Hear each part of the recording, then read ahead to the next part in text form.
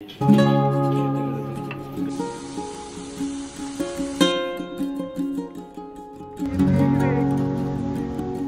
বন্ধুরা, আমি ইন্টি আর আজকের নতুন ব্লগে তোমাদের জানাই স্বাগত।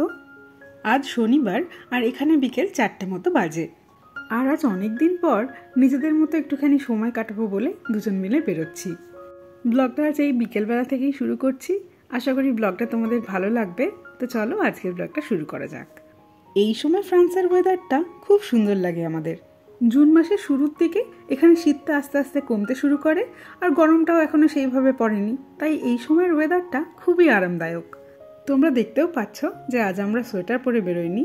কিছুদিন আগে অবধিও কিন্তু হালকা সোয়েটার পরতে হচ্ছিল, তবে আজ আর পরলাম না। ওয়েদারটা আজকে বেশ ভালো। আর এদিকে দেখতে পাচ্ছ মনোজ একটা নতুন জামা পরেছে, আর এই জামাটা বাড়ি থেকে আসার সময় মা ওকে দিয়েছিল, তো আজ বলল এই জামাটাই পরবে। আর আমার রিসেন্ট ফেভারিট কালার হচ্ছে ল্যাভেন্ডার, তাই আমি আজকে একটা ল্যাভেন্ডার কালারের টপ পরেছি। আমরা এখন ট্রাম স্টপে চলে এসেছি, ট্রামের জন্য ওয়েট করছি। তোমাদের এবার বলি আমাদের আজই বেরোনোর কারণটা কি। তোমরা তো জানোই কিছুদিন আগেই ছিল জামাই ষষ্ঠী, আর আমার মায়ের খুব ইচ্ছে তার জামাইকে একটু কিছু ভালো মন্দ খাওয়ানোর। আর জামাই ষষ্ঠীটা যেহেতু উইকডেজে ছিল, তাই আমরা কোথাও বেরোতে পারিনি, তাই ভেবেছিলাম উইকেন্ডেই কোথাও একটা যাব। এখন আমরা যাব লিওর যে মেন সিটি সেন্টারটা আছে সেখানে। তো চলো, আমাদের ট্রাম চলে এসছে, উঠে পড়ি, তারপর বাকি কথাগুলো বলছি। বিয়ের পর থেকে একবারই, মানে ওই প্রথমবারই আমাদের জামাই ষষ্ঠী পালন করা হয়েছিল, আর তারপর থেকেই তো আমরা বাইরে, তাই আর সেইভাবে জামাই ষষ্ঠী পালন করা হয়ও নি। বিদেশে থেকে সেইভাবে তো আর সমস্ত কিছু করা হয়েও ওঠে না, তাই ভাবলাম একটু অন্যভাবেই হয়তো জামাই ষষ্ঠী পালন করলে মায়ের ভালো লাগবে। তাই ভাবলাম আজ একটু দুজন মিলে কোথাও গিয়ে খেয়ে আসি। তবে এসব তো আর বাড়ির মতো হয় না, তাই মনোজ মাকে বলেছে এটা আসলে ওই দুধের স্বাদ ঘোলে মেটানোর মতো। তাই মাও বলেছে তার জামাই যখনই বাড়ি আসবে তখনই সে জামাই ষষ্ঠী করতে রাজি। তো আমরা মেন সিটি সেন্টারে চলে এসেছি। আমরা প্রথমে ভাবছিলাম আজ তাহলে চলো একটু ফ্রেঞ্চ কুজিন ট্রাই করা যাক। তারপর ভাবলাম যে আমরা যদিও জানি না ফ্রেঞ্চ খাবারগুলো কেমন হয়, আদৌ আমরা সেগুলো খেতে পারবো কি না।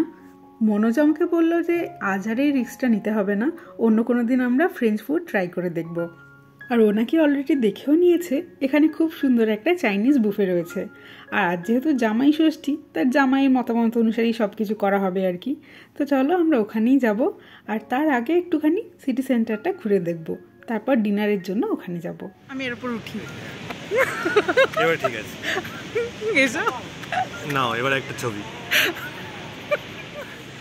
এবার ঠিকঠাক আছে, ব্লগটা ভালো হচ্ছে। এবার শর্ট হাইট হওয়ার যে কী প্রবলেম তা আমাদের মতো শর্ট হাইটের লোকজনই একটু ভালো বোঝে।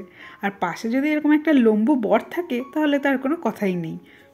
আমাদের তো আসল প্রবলেমটা হয় এরকম মোবাইল নিয়ে ব্লগ করতে গিয়ে, একজনের গলা কেটে যায় তো আরেকজনের মাথা কেটে যায়।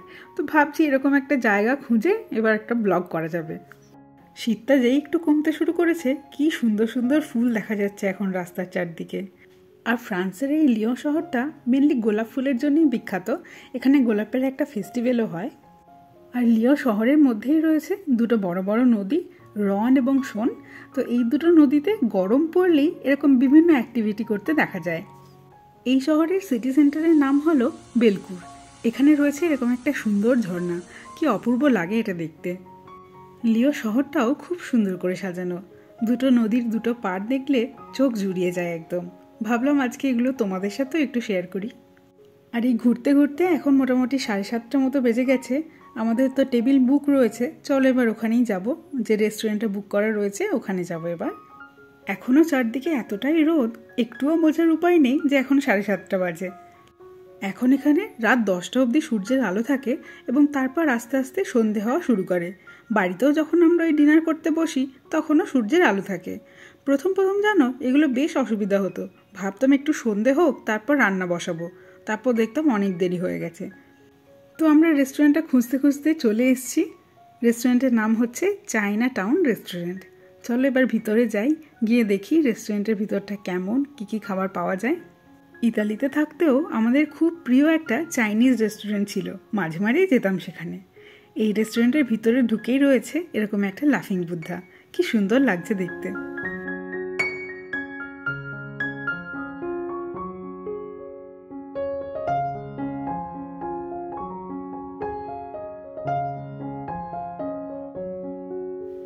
যা মনে হচ্ছে এখানে প্রচুর রকমের খাবার রয়েছে। তো দেখতে পাচ্ছ আমরা এখন এখানে বসে গেছি এসে। তো চলো খাবার শুরু করার আগে তোমাদের একটু দেখিয়ে নিই এখানে কি কি খাবার রয়েছে। এখানে দেখতেই পাচ্ছ প্রচুর রকমের স্টার্টার রয়েছে। এত রকমের স্টার্টার খেলে মনে হয় না আর মেন কোর্স আমরা খেতে পারবো। স্টার্টার আর ডেজার্ট এই দুটোই হয়তো আমি খাবো। আর এখানে পার হেড বুফের প্রাইস হচ্ছে 20 ইউরো, মানে ইন্ডিয়ান রুপিসে যেটা দাঁড়ায় 2000 টাকার কাছাকাছি। এখানে বিভিন্ন রকমের স্যালাড, নুডলস এই সমস্ত রয়েছে। এই স্যালাডগুলো বেশ ভালো, তবে আমি মোমো খুঁজছিলাম, মোমোটা দেখলাম নেই এখানে। দেখছি এখানে শামুক রয়েছে, মনে হচ্ছে এগুলো সিদ্ধ করা। শামুক আমি আগে কখনো খেয়ে দেখিনি, তো ভাবছি এখানে যখন রয়েছে একটা একটুখানি ট্রাই করে দেখবো কেমন খেতে। তাছাড়াও দেখতে পাচ্ছ রয়েছে কিমচি আর রয়েছে সুশি। সুশি তো আমার খুব পছন্দের একটা খাবার, তো সুশিটা আমি অনেকটাই খাবো। এখানে অনেক রকমের সুশি রয়েছে, একটা তো ফ্রাইড সুশিও রয়েছে। তো আমরা একটু দেখে এলাম যে এখানে কী কী পাওয়া যাচ্ছে। প্রচুর কিছু আছে, জানি না তো খেতে পারবো কি না, কিন্তু ডেজার্টগুলো খুবই ভালো লাগছিল, তো ওগুলো তো অবশ্যই নেবো। আইসক্রিম রয়েছে, ওগুলোও নেবো। দেখতে পাচ্ছ স্টার্টার নিয়ে নিয়েছি। অনেক রকমের ফ্রাইজ ছিল এখানে, তার মধ্যে আমার যেগুলো ভালো লেগেছে সেগুলোই আমি নিয়েছি, মনোজও নিয়েছে। তো প্রথমে এটা দিয়ে আমরা স্টার্ট করছি।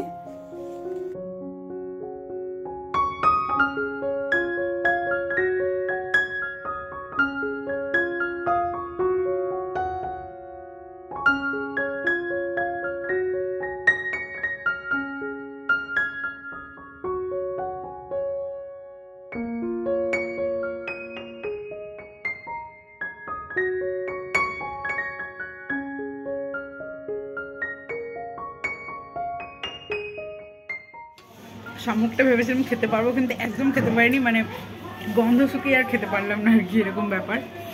তো দেখতে পাচ্ছ এখানে প্রচুর কিছু ডেজার্ট রয়েছে, তবে স্টার্টার আর মেন কোর্সে আমরা এতটাই খেয়ে ফেলেছি যে পেটে আর ডেজার্টের জন্য কোনো জায়গা নেই।